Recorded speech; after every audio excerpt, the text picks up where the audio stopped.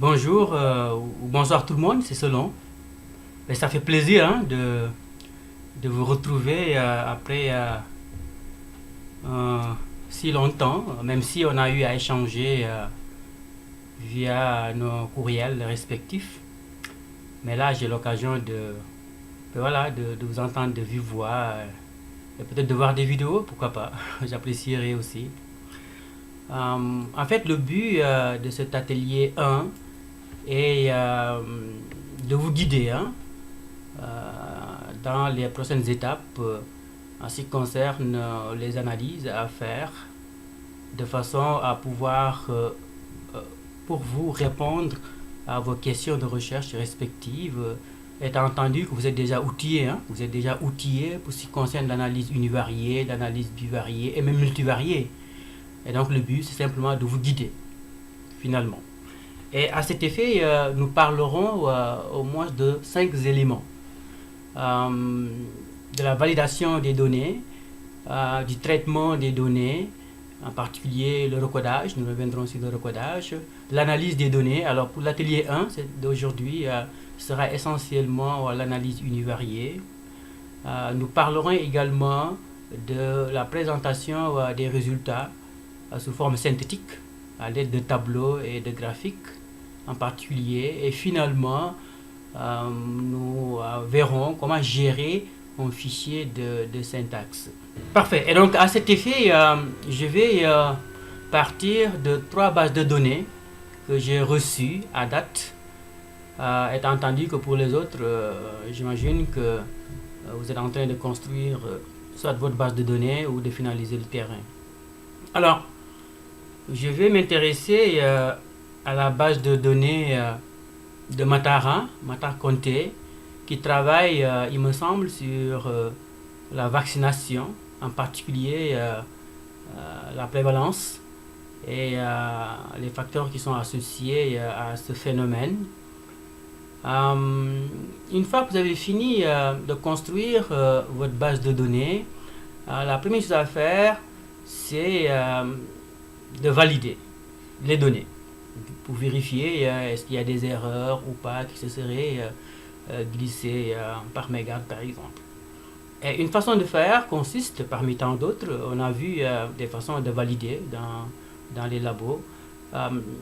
Ici, une autre façon de faire consiste à sortir directement le tableau des fréquences. Alors, on va y aller. Donc, je clique sur Analyse, Stats descriptive, Fréquence.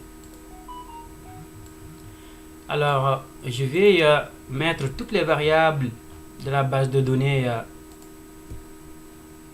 sous variable et cliquer sur OK de façon à générer toutes les tables de fréquences. Alors, j'aimerais d'abord commencer par dire que la base de données de Matar me semble bien construite. Alors, on voit bien les codes qui sont ici. C'est un peu long, mais pas très long non plus. On a les liblés qui correspondent au code, aux variables. Et donc, ça me semble bien, en tout cas à première vue. Maintenant, on va examiner en détail les données à travers les tableaux de fréquence et de pourcentage. Alors ici, on a la variable sexe, masculin et féminin avec les codes respectifs, c'est correct. La variable âge, oui, il me semble qu'il y a beaucoup de catégories. Et vu la taille de l'échantillon 40, on obtient une distribution très erratique. Alors une façon d'avoir une distribution plus informative, c'est peut-être de réduire le nombre de catégories de l'âge. Mais c'est bien, généralement, lorsqu'on va administrer un questionnaire, on va essayer d'avoir le maximum de catégories possibles. Pourquoi? Pour avoir plus de précision. Mais au moment, effectivement, de traiter les données, là, on va réduire pour effectivement obtenir une distribution plus informative. Donc, ce n'est pas un problème, au départ, d'avoir beaucoup de catégories. Après, il faut reprendre le contrôle et procéder au traitement des données. Et donc, on va traiter ces données de la variable âge de façon à les réduire. On peut y aller de façon empirique, donc observer un peu la distribution de la variable, moins de 18 à 25 ans, et puis en lien avec la problématique étudiée. Ici, on s'intéresse à la vaccination, donc il faut tenir compte de l'effet d'âge aussi. Il me semble qu'on peut considérer les jeunes, hein, vraiment, par exemple, les moins de 25 ans. Moi, je regrouperai moins de 18 ans et 18 à 25 ans. Donc 1 et 2. Une autre catégorie, peut-être 26 à 45 ans. Et après 46 ans et plus. Évidemment, on aurait à voir les 50 ans et plus. Mais là, bien, on peut y aller à 56 et plus. Alors, mais on peut simplifier en fusionnant 1 et 2, 3 et 4, ensuite 5, 6, 7 par exemple. Ça, c'est la première version. Donc, une version trichotomique. On peut aussi créer une version dichotomique. En fait, lorsqu'on procède au traitement des données, on va créer différentes versions d'une variable. Pourquoi? Parce que, rappelez-vous, ici, on s'intéresse à la prédiction de la vaccination. Donc, après, il faut associer l'âge et la vaccination. Et donc, il faut avoir plusieurs versions de la variable âge en espérant trouver une relation. C'est ça en plus le but. Donc, il faut multiplier la catégorisation en particulier. Donc, on va y aller, procéder au recodage. Alors, en même temps, on va apprendre à gérer ce qu'on appelle un fichier de syntaxe. En fait, tous les clics qu'on fait lorsqu'on donne une instruction au logiciel sont transformés dans un langage que comprend SPSS. Il me semble qu'on l'a vu assez rapidement dans les labos sans entrer dans les détails. Et donc, l'avantage de la syntaxe, c'est qu'effectivement, ça vous permet de laisser des traces, hein, de pouvoir communiquer avec votre professeur ou avec vos camarades ou pairs. Donc, on va apprendre à recoder. En fait, on va revenir sur le recodage et apprendre à gérer un fichier de syntaxe. Alors, pour ce faire, il faut ouvrir le fichier de syntaxe en cliquant sur le menu Fichier.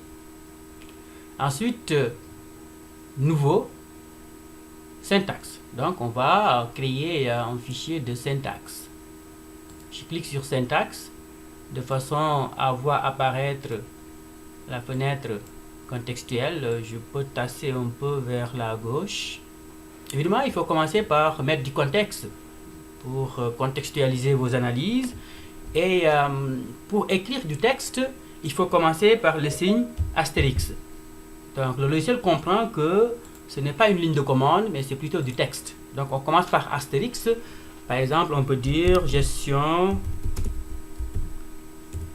du traitement et de l'analyse des données. Évidemment, on peut mettre un peu de mise en forme, hein, pour que ça soit un peu plus joli, présentable. Et on voit bien que l'écriture a un gris. Donc ça signifie que ce n'est pas une ligne de commande, c'est plutôt du texte. Alors on peut mettre Enter. On va s'intéresser ici à la variable âge. On va mettre astérix du contexte recodage. Par exemple, recodage de la variable âge. Enter. Alors on va y aller, on va recoder la variable âge. Donc en cliquant sur le menu transformer, création de variable. Donc il ne faut pas en fait écraser l'ancienne variable, donc recoder la variable. Il faut cliquer sur création de variable pour créer une nouvelle variable. Alors là on s'intéresse à la variable âge. Donc je prends âge, je place la variable sous variable de destination et je mets âge 3 par exemple. Âge 3. Âge 1, 3 catégories. Je change. Ancienne ou nouvelle valeur. Donc, 1 à 2 devient 1.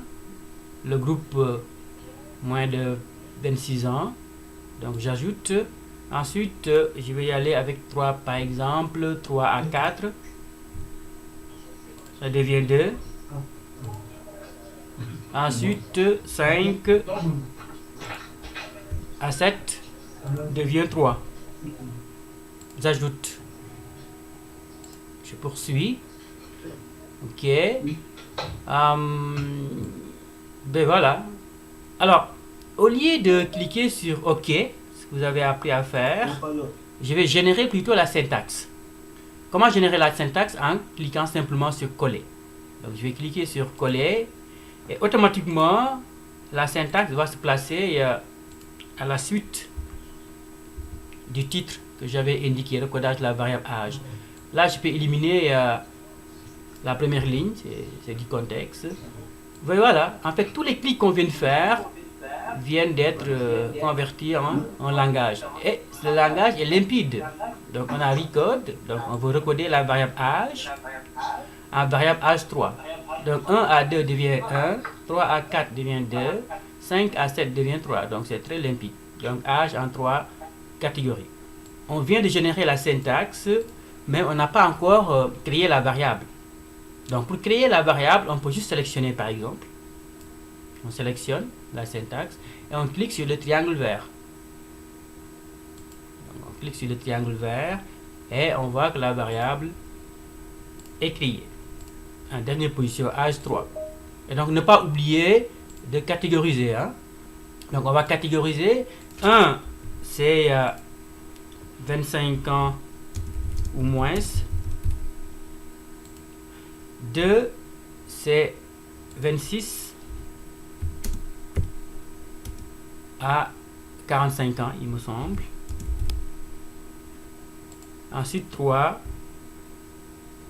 c'est 46 ans et plus. 46 ans et plus. Ajouter. Et voilà, maintenant on peut sortir la distribution de la variable qu'on vient de créer. Là, on va réinitialiser la nouvelle variable âge 3. Même chose, on peut cliquer sur coller si on veut afficher la syntaxe. Mais je pense qu'on peut cliquer sur OK et afficher la distribution. Donc voilà comment se présente la distribution de la nouvelle variable âge 3. Donc une distribution qui est plus informative. Donc on obtient une variable trichotomique. Ensuite, il faut créer une variable dichotomique, Matar en particulier. Selon la même procédure, donc tu crées une variable dichotomique où, par exemple, tu vas isoler les 46 ans et plus et les moins de 46 ans. Donc tu vas créer deux versions de la variable âge. Alors je continue. Pour le niveau d'éducation, même principe. Donc il y a beaucoup de catégories. Je pense qu'on peut mettre autre dans aucune éducation formelle. Ensuite, on peut probablement fusionner niveau moyen, secondaire et bac. Parce qu'on n'a pas beaucoup de cas. L'idée, c'est d'obtenir une variable trichotomique. Autrement dit, 3 catégories. J'espère que tu as noté, Matar. Situation matrimoniale, ça me semble correct. Sauf que les veuves sont au nombre de 1. En fait, on a une seule ou un seul veuf. J'éliminerai cette catégorie pour retenir marié et célibataire. Parce que ce n'est pas très informatif. Le niveau de salaire, pas de souci. Le revenu personnel, là aussi, on peut regrouper pour réduire à 3 catégories. Et pourquoi pas à 2 catégories aussi. Donc c'est un travail à faire. Pour ce qui est de la profession, évidemment, ici c'est une variable qui comporte beaucoup de réponses. Autrement dit, c'est une question ouverte, avec réponse ouverte. Alors là, il faut recoder cette variable profession. Comme la variable est une variable chaîne, si on regarde bien profession, on voit bien que c'est chaîne, c'est pas numérique. Autrement dit, c'est textuel. Chaîne, ça signifie textuel. Alors, une façon de recoder de telles variables consiste à y aller manuellement. Donc, au niveau de vue des variables, la variable existe, on va mettre profession 2. Profession recodée, par exemple. Alors, maintenant, il faut déterminer les catégories. Donc, qu'est-ce qu'on fait? Dans un premier temps, on essaie d'avoir un aperçu des réponses, des types de professions, et on crée des catégories. Par exemple, on constate que on a boutiquier, commerçant, vendeuse. Déjà, il y a une catégorie qui se distingue. Donc, tout ce qui est commerçant, commerce. Donc, on va créer la catégorie commerce. Donc, je mets un commerce. Donc, tout ce qui est commerçant ou commerce. Secteur commerce. Commerce ou commerçant. Ensuite, qu'est-ce qu'on voit apparaître aussi? On voit ouvrier, paysan, pompiste, peintre, peut-être tout ce qui est ouvrier. Donc, je mets 2 ouvriers. Ouvrier. Ensuite, j'ai élève, enseignant, étudiant. Oui, je peux créer une catégorie élève, enseignant. Pourquoi pas. Ou bien chauffeur. Je vois chauffeur, ça revient. Donc je mets chauffeur. Chauffeur. Et je peux mettre autre aussi pour le reste. Je peux mettre 4 autres par exemple pour tout le reste. En tout cas, c'est à toi de voir, Matar, comment catégoriser. Là, on n'a pas beaucoup de temps. Donc je te montre juste une façon de faire. Et je mets ajouter. Donc là, on aura créé 4 catégories. Et on va effectivement recoder la profession en fonction de ces 4 catégories. Donc l'idée, donc je déplace vers profession. Donc on a ici profession, à hauteur de profession, on a profession, profession 2. Et maintenant on va commencer à coder. Par exemple, je vois chauffeur, je mets chauffeur. Je vois boutiquier, je mets commerce, ainsi de suite, ainsi de suite. Je pense que vous comprenez. Donc l'idée dans un premier temps, c'est de créer la variable avec ses catégories de départ. Ensuite, pour chaque individu, de le classer dans une catégorie. Évidemment, la catégorisation peut évoluer. On peut en cours de chemin trouver une nouvelle catégorie et puis à intégrer dans la variable et associer cette catégorie à un certain nombre de cas. Voilà comment recoder une variable à question ouverte. Alors c'est aussi valable pour les autres. Ensuite, connaissance sur le Covid ou la Covid, c'est selon intention. Parfait, là c'est bien fait, parce que c'est une variable à réponse multiple. Donc pour chaque choix, vous dites cocher ou non cocher, ça c'est super bien fait, Matar. C'est parfait. Et ce qui est intéressant pour ce genre de variable à réponse multiple, c'est que tu peux construire un graphique synthétique. Du genre qu'on a déjà abordé, je pense que je peux ouvrir. Voilà, par exemple, tu peux utiliser le diagramme en barre horizontale et considérer seulement la catégorie cocher et synthétiser toute l'information en lien avec cette variable à réponse multiple. Donc, tu considères seulement la catégorie cocher, donc le pourcentage. Et on a appris à le faire, à construire ce genre de graphique au labo. Donc, voilà ce qu'il convient de faire, Matar, pour la suite. Pour ce qui est de la représentation de ces données.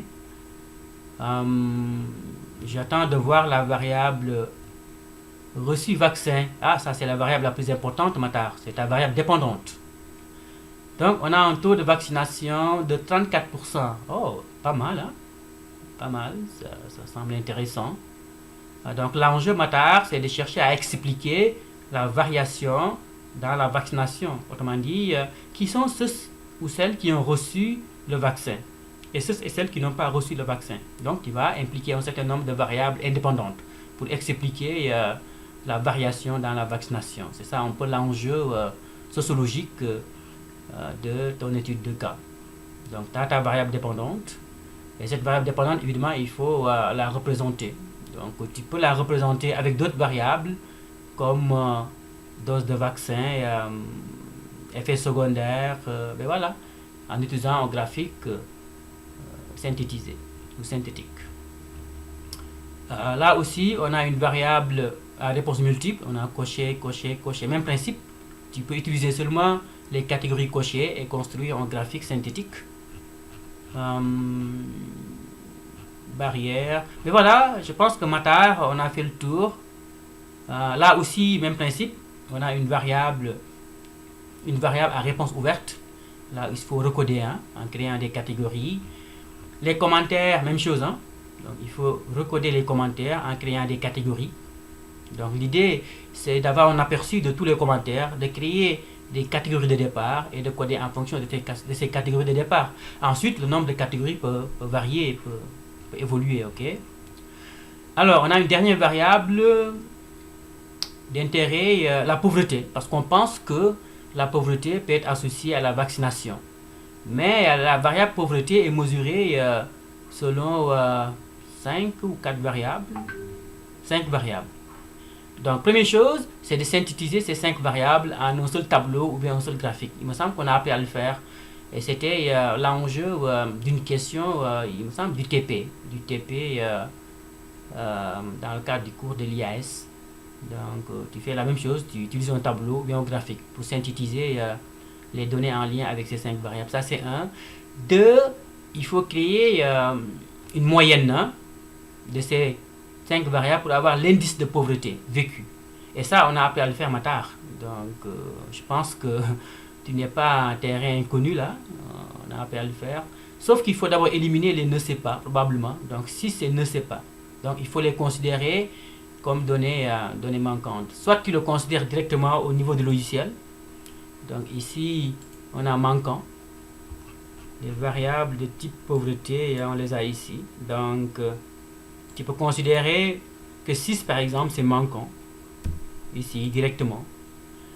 Tu peux copier, coller pour la deuxième question, troisième question, quatrième question, cinquième question. Donc, tu peux mettre 6 comme étant des données manquantes. Ensuite, quand tu vas sortir les fréquences, le logiciel va éliminer cette catégorie ne sait pas dans le calcul des pourcentages. Parce qu'il me semble que c'est négligeable. Non seulement il n'y a pas beaucoup de cas qui n'ont pas répondu, mais dans le contexte étudié, c'est pas informatif.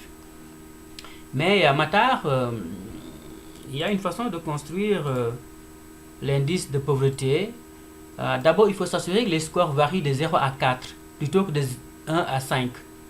Donc, première chose à faire, Matar, c'est de recoder chacune de ces 5 variables. De telle sorte que 1 jamais devienne 0, 2 devient 1, 3 devient 2, 4 devient 3, 5 devient 4.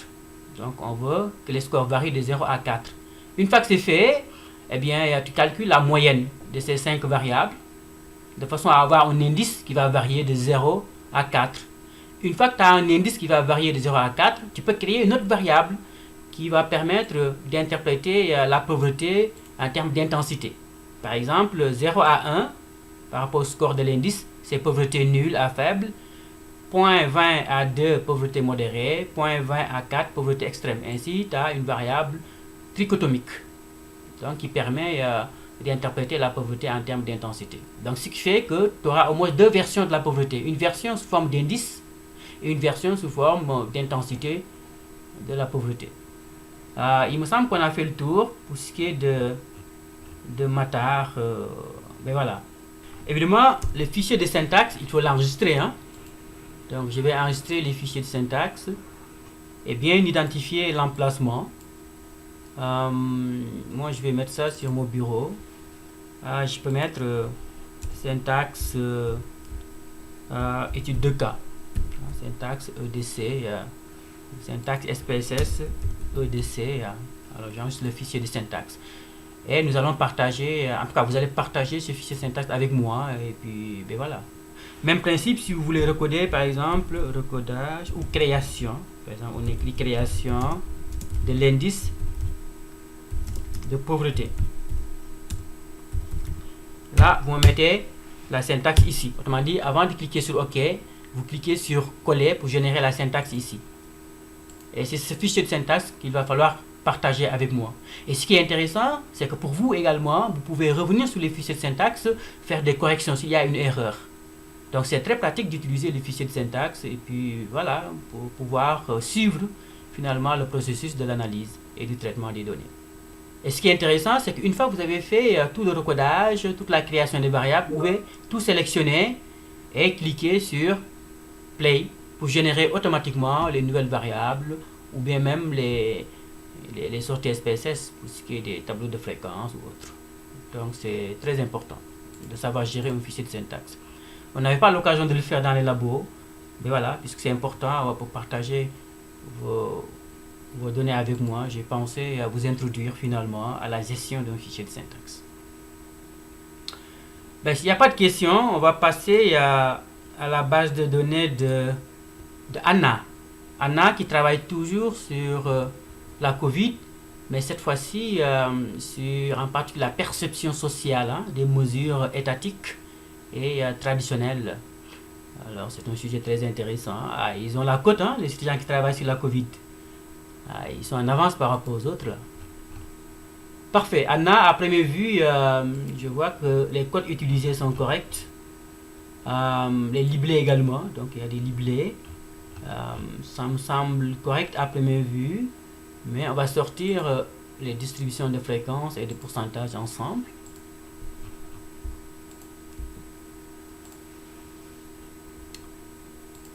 Alors, on a la variable âge, ça me semble correct, moins de 18 ans, 18-29 ans, mais même principe à Anna, j'espère qu'elle est là. Peut-être tu gagnerais à réduire le nombre de catégories à 3, ensuite à 2. Donc créer deux versions de la variable âge, une version dichotomique et une version trichotomique. Pour la version trichotomique, ça peut être, je sais pas, 29 ans ou moins. Donc tu fusionnes 1 et 2. Ensuite, peut-être 50 ans et plus, et entre 30 et 49. Donc tu as une version en 3 catégories. Ensuite, la version dichotomique, ça pourrait bel et bien être 49 ans ou moins et 50 ans ou plus. Mais voilà, donc tu crées deux versions. Pourquoi? Comme je l'ai signifié tout à l'heure, parce que toi, tu t'intéresses à la perception sociale des mesures étatiques contre la Covid, mais aussi des mesures traditionnelles utilisées par la population. Cette perception peut varier dépendamment de l'âge. Et pour t'assurer de trouver une relation, donc tu multiplies les versions de la variable âge. Mais voilà, et tu vas faire des tests. Mais voilà, c'est ça aussi l'analyse statistique. Donc on fait plusieurs tests, plusieurs analyses, qu'on retienne une analyse qui nous semble pertinente, et donc une version pertinente de la variable âge. Genre, ça me semble correct, 1, 2, marié, célibataire, veuf. Ici, je pense qu'il faut conserver veuf, parce qu'on a 4 cas. C'est quand même pertinent. On peut conserver la variable sous sa forme trichotomique. On peut aussi dichotomiser, hein. Puisqu'on s'intéresse à tout ce qui est Covid, peut-être qu'on peut mettre veuf dans célibataire. Hein, c'est des personnes seules. Donc tout ce qui est personnes seules et tout ce qui vivent en couple. Donc on peut, voilà, comparer les mariés aux autres, quoi. Donc tu peux créer une version dichotomique. Ensuite, sans éducation formelle, primaire, secondaire, bac. Là aussi, peut-être fusionner secondaire et bac pour avoir une version trichotomique. En supposant que dans le secondaire, il y a aussi moins, hein, il y a le cycle moins, c'est ce que je comprends. Le salaire, voilà, le reste me semble correct. Le revenu, là aussi on peut réduire et fusionner 3 et 5. Et même 2, hein, on peut fusionner 2, 3, 5 à comparer avec la catégorie 1. Donc créer une variable dichotomique. Pourquoi? Parce qu'il y a beaucoup de données manquantes. On a 28 cas qui n'ont pas voulu donner leur revenu. Alors je comprends que c'est souvent compliqué, hein, pour les populations de révéler leur revenu. Donc on a 44% de données manquantes. Et pour ce faire, peut-être tu as intérêt à dichotomiser seulement la variable. Que moins de 50 000 et 50 000 et plus. C'est plus simple ainsi. Alors ici, la fréquentation des lieux de culte, la mosquée en particulier, peut-être fusionner 2 et 3. Les vendredis seulement, 2 à 3 fois, à comparer à jamais et tous les jours. Donc avoir une variable trichotomique. C'est une variable, en tout cas je te l'ai suggéré parce que je pense qu'elle est pertinente pour expliquer la perception sociale des mesures, hein, en particulier le degré de religiosité. Information sur la Covid, voilà, ça me semble correct, mais aussi tu peux fusionner par exemple 2 et 3 et c'est tout. Donc tu fusionnes 2 et 3, voilà, et puis tu as une variable dichotomique, trichotomique plutôt. Symptômes de la Covid, confinement, oui, le reste me semble correct. On a une variable à réponse multiple ici, donc cocher, c'est très pertinent, hein. C'est bien fait. Alors, ce que tu peux faire, c'est de créer un diagramme en barre horizontale, hein, un diagramme synthétique, où tu vas considérer seulement la catégorie cochée, hein, en pourcentage et représenter toutes ces variables de façon synthétique. On l'a vu tout à l'heure.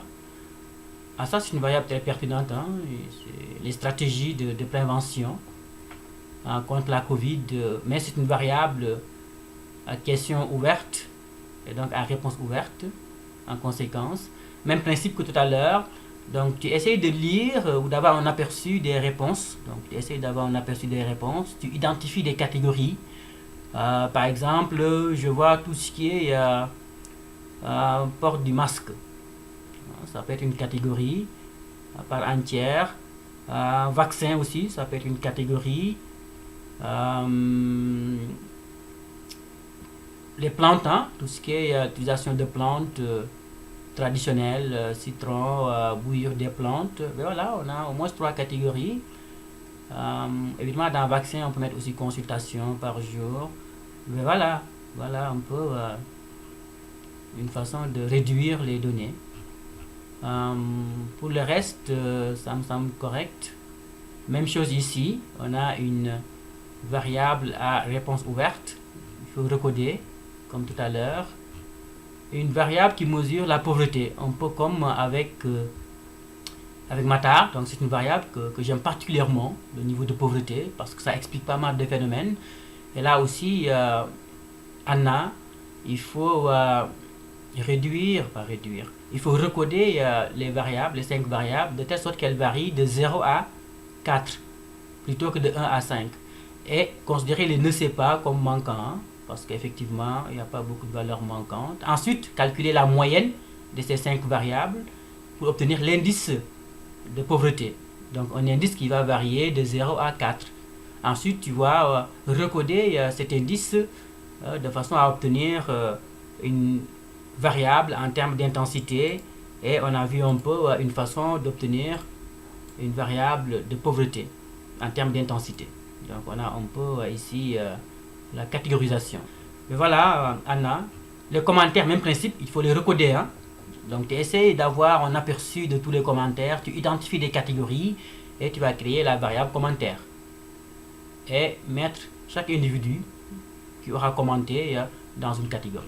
Voilà comment on traite ce genre de variable à réponse ouverte. Alors, je vais finir avec la dernière base de données reçue, celle de Omar K. Omar travaille, il me semble, sur la pauvreté, hein? En particulier sa prévalence et les facteurs qui y sont associés. On a ici les codes utilisés, ça me semble correct. Le libellé, oui, je suis pas mal satisfait hein, de la façon dont vous avez construit la base de données. Je suis agréablement surpris hein, de vos compétences finalement en statistique. Alors ça se voit que vous avez bien appliqué, et je suis content, hein, j'en suis content, je suis fier de vous, à date en tout cas. Je suis fier du travail que vous avez accompli. C'est bien fait, vos bases de données. Et pour Omar, à première vue, c'est bien fait. Maintenant, on va entrer dans les détails en sortant les fréquences de toutes les variables et vérifier s'il y a des erreurs ou pas. Alors, variable sexe, correct. Niveau de scolarité, pas d'instruction primaire, secondaire, bac ou plus. Ça me semble correct. Là aussi, on a 40 cas. Hein. Évidemment, peut-être fusionner, pas d'instruction primaire. Pas d'instruction primaire. Ensuite, secondaire et bac ou plus, par exemple. On peut laisser tel quel. Donc, avoir une variable trichotomique. Pas d'instruction fusionnée avec primaire. On laisse secondaire tel quel. Bac ou plus. Ensuite, tu peux créer une deuxième version, Omar, s'il est là, une version dichotomique. On aura primaire ou moins, secondaire ou plus, par exemple. Marié, divorcé, veuf. Veuf, c'est pas pertinent, on a un seul cas. Moi, je vais mettre veuf dans divorcé, hein, parce qu'il me semble que, puisqu'ici la problématique c'est la pauvreté, peut-être qu'on gagnerait à mettre veuf plutôt dans divorce. Parce que généralement, c'est des personnes qui sont vulnérables, peu outillées en termes de ressources, les personnes veuves. Donc, ils sont un peu dans une même situation que les divorcés. Donc, on peut peut-être fusionner divorcés et veufs ici. Et donc, avoir une variable dichotomique. Les mariés et les divorcés ou ayant été mariés. Voilà. Parfait. Taille de la famille, donc c'est une variable quantitative, on la laisse telle quelle. Même si on peut vouloir la recoder pour pouvoir la présenter dans le tableau qui permet de décrire l'échantillon. 3 enfants, on a 55% de la population. Plutôt 1 à 3. Ensuite, 4 et plus. Donc, on peut dichotomiser, il me semble. 1 à 3 enfants, 4 enfants ou plus, ou bien si tu veux, 1 à 4, 5 et plus. En tout cas, tu peux créer différentes versions à mettre en relation avec la pauvreté. Mais voilà. Donc, l'ethnie d'appartenance, Peul, Wolof, autres, ça me semble pertinent.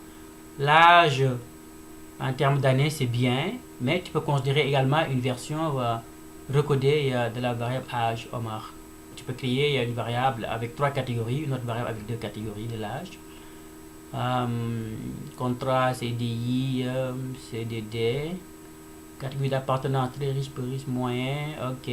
Là, on peut fusionner, peu pauvre, très pauvre. Ensuite, peut-être peu riche, très riche. Comme ça, on a une variable trichotomique. Le revenu, même problème, hein, il y a pas mal de données manquantes. Peut-être considérer 125 000 ou plus à comparer aux autres, et donc fusionner 2 et 3. Dépenses journalières, là on garde la variable telle qu'elle, mais on peut la recoder aussi si on veut la présenter dans un tableau synthétique. Mais on va considérer la moyenne, hein, l'écart type. Mais outre, on peut recoder à 2 catégories par exemple. À toi de déterminer des 2 catégories, 3 catégories. Là, on a une variable à réponse multiple puisqu'on a coché. Ah, mais c'est parfait. Il me semble que c'est une variable qui mesure le patrimoine. C'est important hein, parce que c'est en lien avec la pauvreté. Ben voilà, donc tu peux représenter ces variables qui mesurent le patrimoine à l'aide d'un diagramme en barre horizontale par exemple, de façon à synthétiser toute l'information en considérant seulement la catégorie cochée. Ça c'est bien fait, hein? C'est très bien fait. Même principe ici, on a une variable coché, donc là même chose. Parfait. Parfait. Situation économique, parfait. Les commentaires, même principe. Donc, tu essaies d'avoir une vue d'ensemble des commentaires, tu identifies des catégories et ben voilà, tu classes les individus à l'intérieur de ces catégories. En tout cas, les individus qui auront donné une réponse parce qu'on voit qu'il y a 25 qui n'ont pas donné de commentaires comparativement aux autres étudiants qui ont obtenu des commentaires, il me semble, pour tous les cas interrogés. Ici, il y a beaucoup de données manquantes. Mais voilà. Par contre, je suis un peu surpris, Omar. Il me semble que tu t'intéresses à la pauvreté, ce qui est la variable d'intérêt. Tu veux expliquer quelle est la prévalence de la pauvreté et quels sont les facteurs associés à la pauvreté. Mais je ne vois pas la variable pauvreté, qui est mesurée par 5 variables, un peu comme avec Anna et Matar. Là, il va falloir réfléchir et trouver une solution à ton problème. Parce qu'il n'y a pas de pauvreté, à moins de trouver une variable proxy qui va mesurer la pauvreté, autrement dit une variable qui est proche, qui mesure la pauvreté. Là, il va falloir réfléchir là-dessus. Pour ce qui est de l'analyse, statistique, donc ce sera essentiellement de l'analyse univariée, dans un premier temps. En tout cas, pour cet atelier, vous ferez de l'analyse univariée. Donc la première chose à faire, c'est de construire ce genre de tableau, où vous allez mettre les variables socio-démographiques, ou si vous voulez, les variables sociologiques, en lien avec l'identification des participants. Donc l'idée, c'est de décrire les caractéristiques des participants. Donc tout ce qui est sexe, par exemple, âge, revenus, ainsi de suite, ainsi de suite. Donc tout cela, vous les mettez dans un seul tableau. Évidemment, l'idéal, c'est d'avoir le moins de catégories possible. En tout cas, pas plus de 3 catégories. Donc 3 catégories ou 2 catégories. Ok? Donc sortez-moi les distributions de vos variables socio-démographiques et présentez les distributions dans un tableau présentable. Ça, c'est la première chose à faire. Deuxième chose à faire, et j'en ai parlé, pour ce qui est des variables d'intérêt, utilisez par exemple un graphique synthétique, par exemple à barre horizontale, par exemple tout ce qui est variable à réponse multiple. Donc vous considérez à cocher et vous construisez ce genre de graphique. Donc c'est de l'analyse univariée, hein? Même s'il y a plusieurs variables qui sont considérées, c'est toujours univarié. Et vos variables d'intérêt, comme ce qui est la prévalence de la vaccination, vous pouvez utiliser un graphique avec des barres verticales ou bien secteurs. Ben voilà, donc vous décidez d'analyser chacune des variables, mais en présentant les résultats de façon synthétique. Et dans la leçon 2, voilà, on a vu des façons de présenter des résultats de façon synthétique. utiliser vos connaissances en lien avec la leçon 2, mais aussi le labo 2. Et puis, ben voilà, vous me présentez les résultats sous leur forme synthétique. Une fois que c'est fait, dans le deuxième atelier, on va procéder à des analyses bivariées, de façon à associer les variables entre elles. Autrement dit, expliquer les phénomènes. Par exemple, expliquer la vaccination en impliquant des variables comme le sexe, l'âge, ainsi de suite, ainsi de suite. Mais dès à présent, si vous avez fini de construire les tableaux et graphiques synthétiques, vous pouvez commencer à jouer avec les données, sortir des analyses bivariées. Donc faire différents tests, parce que c'est ça aussi le but. Le but, c'est effectivement de s'exercer, de faire différents tests, voilà, à identifier les relations qui sont significatives. Et voilà, donc vous pouvez déjà commencer à travailler sur les relations bivariées si vous avez fini de décrire vos données à l'aide de tableaux et de graphiques synthétiques.